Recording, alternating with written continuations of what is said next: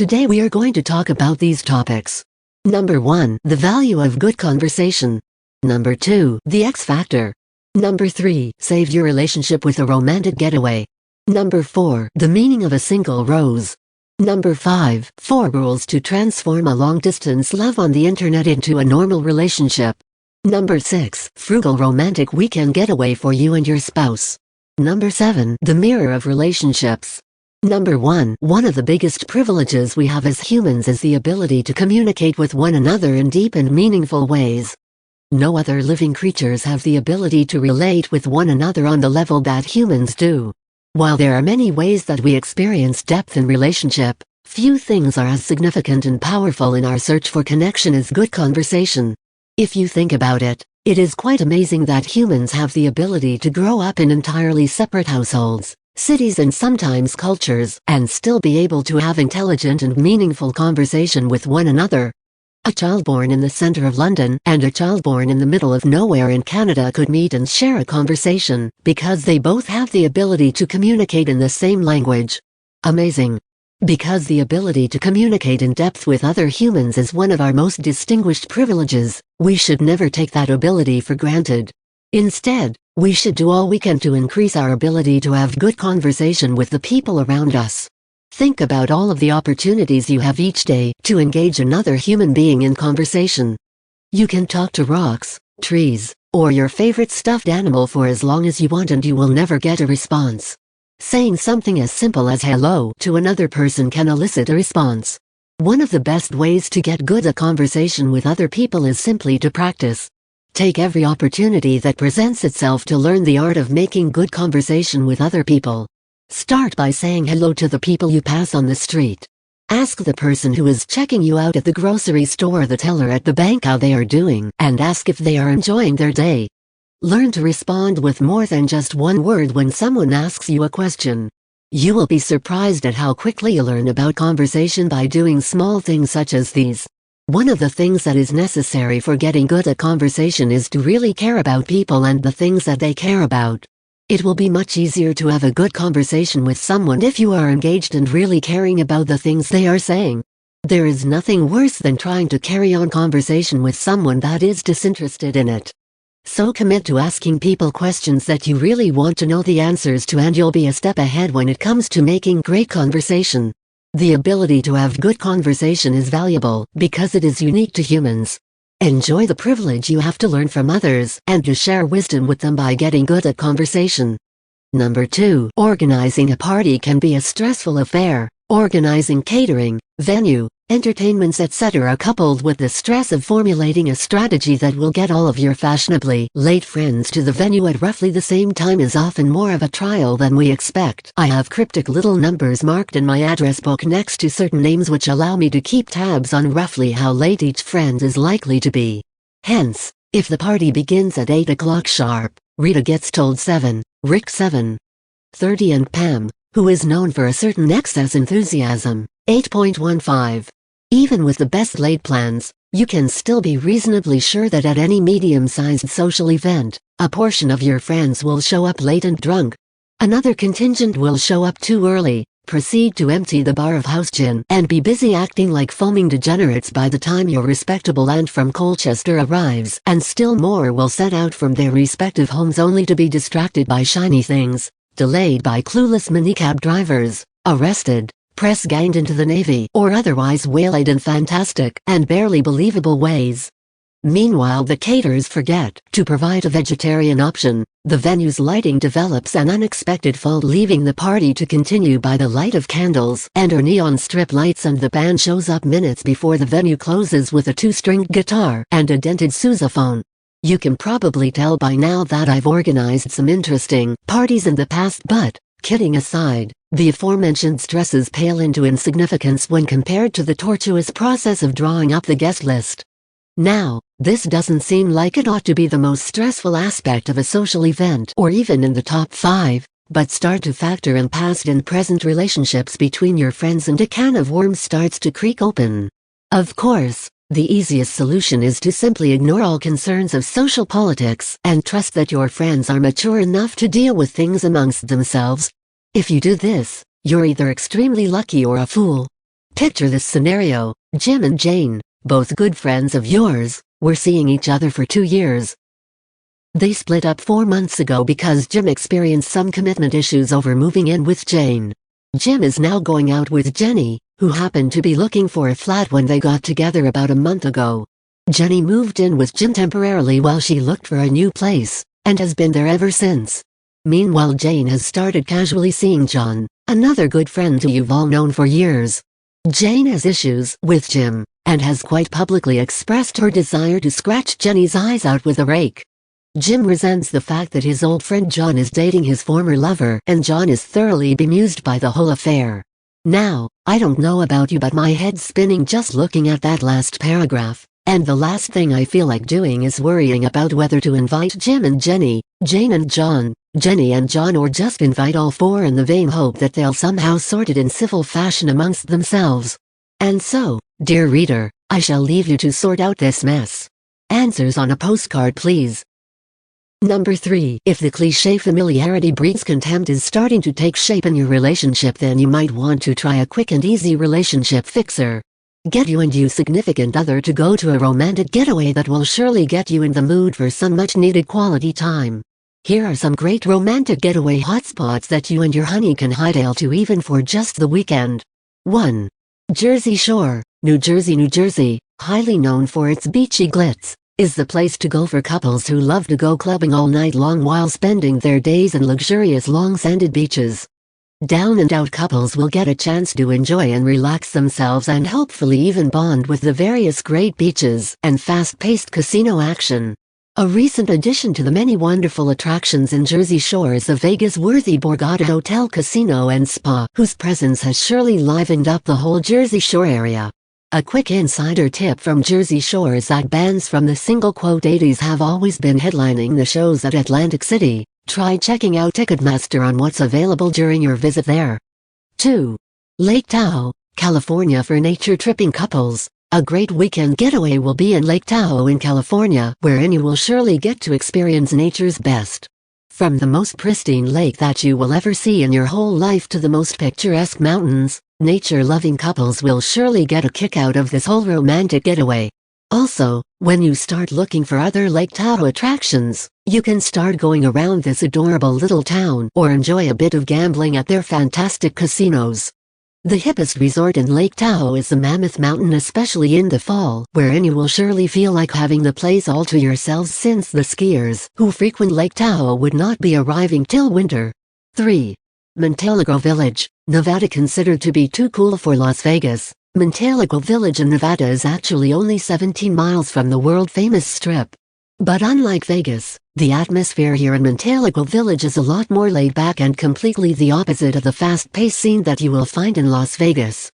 This romantic getaway hotspot is filled with relaxation that will surely get you in the mood for some loving. From various spas, to boutique shopping, even cobblestone streets, as well as jazz on the lake performances and romantic yacht rides, there are a lot of romance-filled activities that you and your honey can enjoy in this romantic getaway. If you opt to take this romantic getaway, you can either stay in a condo or in a casita that is actually a whole lot more affordable than renting out a condo. Great food, views, as well as wine flights await you and your significant other at the Sunset and Vines Restaurant 4. Central, Pennsylvania. Here, you can find a place great for some rural romance for your romantic getaway, wherein you can head off to Hershey, Pennsylvania, wherein you can book a room for your romantic getaway at the historic Hotel Hershey.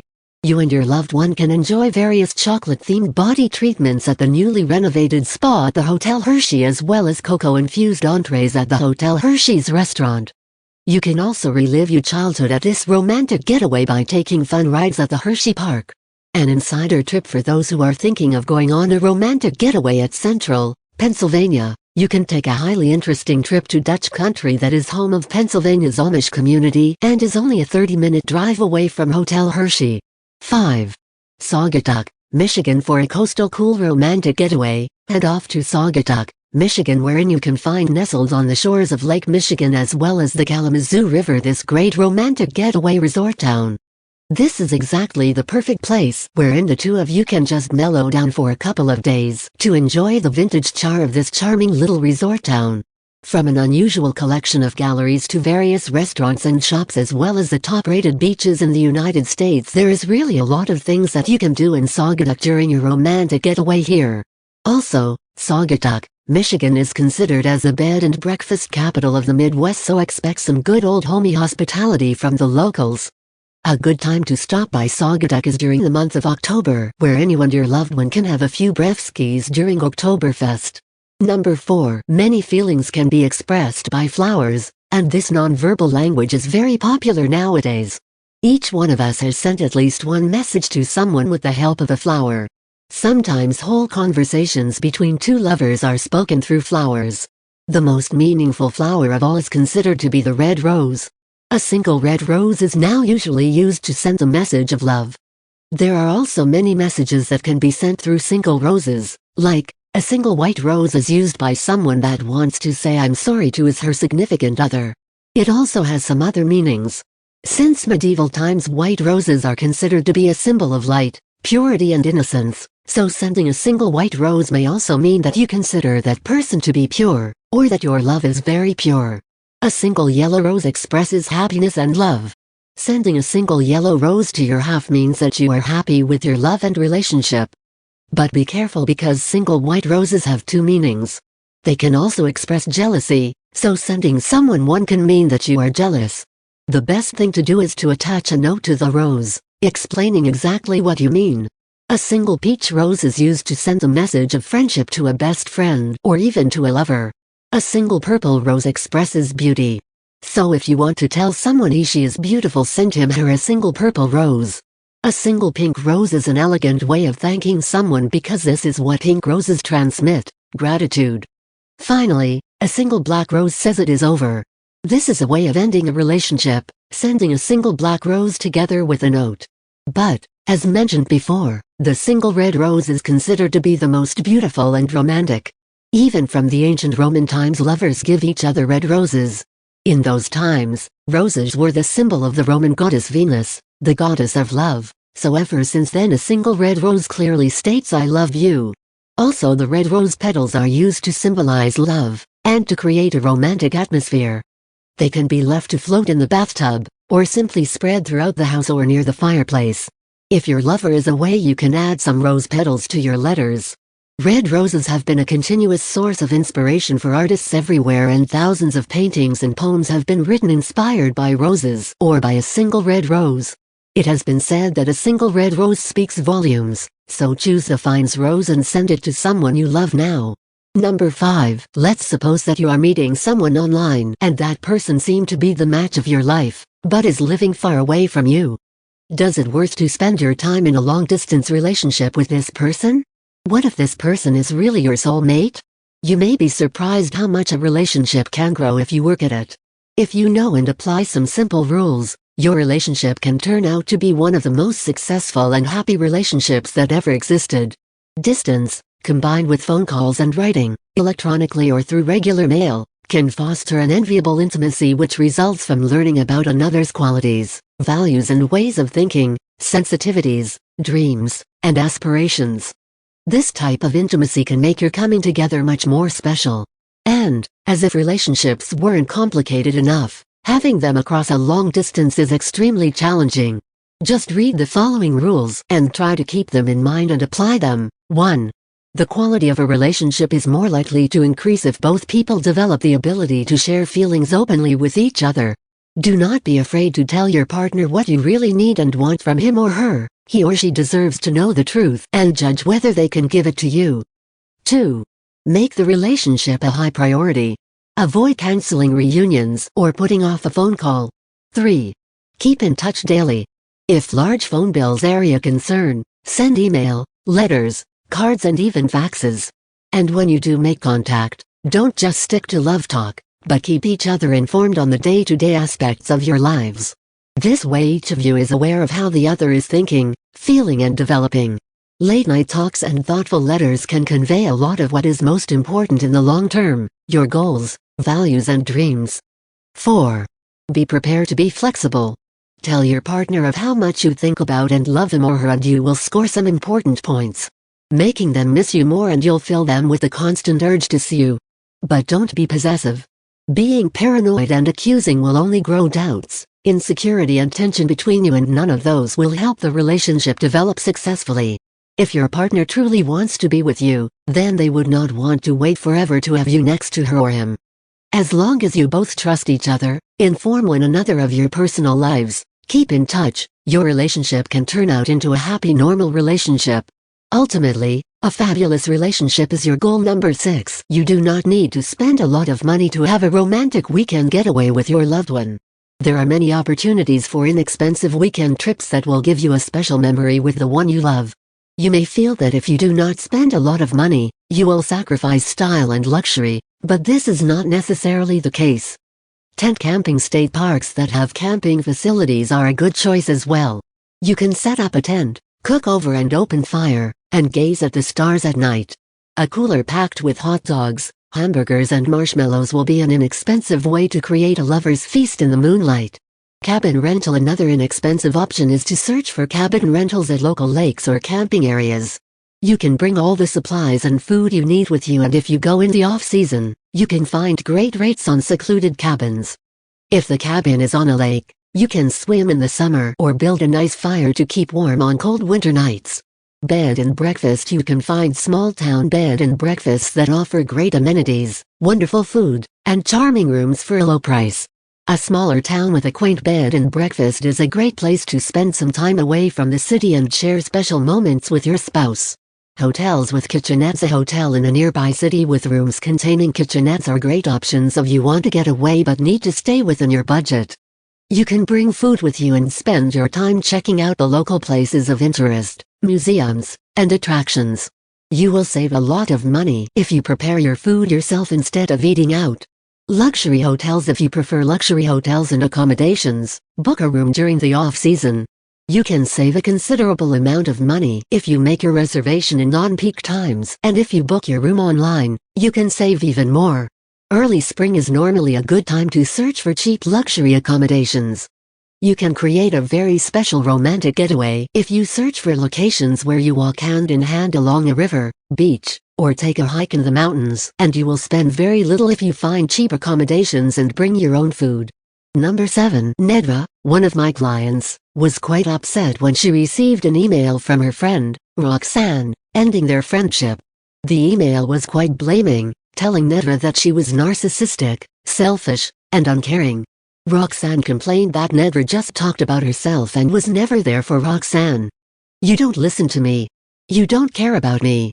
You are never there for me when I need you." Nedra was stunned. In her experience, this was not going on at all. "I just can't understand how she could see me this way," she told me in our counseling session. Nedra's inclination was to write it off as projection. In her mind, this had nothing to do with her. "Nedra," I said to her, "let's see if we can find the lesson here. There is always something to learn from a situation like this. While this might indeed be a projection, there is some way in which it has something to do with you. I'm wondering how you might have abandoned yourself in your friendship with Roxanne." Well, often I didn't speak up for myself. Roxanne wasn't really open, so I would go along with things to avoid conflict. "So you didn't really take care of yourself in this friendship?" I guess I didn't. I let a lot of things go. And recently I started to feel distant from her. I think I could feel that she wanted me to take care of her feelings, so I started to pull away. She is not open to learning, and, while she talks a good talk about taking responsibility for her feelings, she doesn't really do it. But it sounds like you didn't take care of your feelings either, that you ignored your own feelings to avoid conflict with her.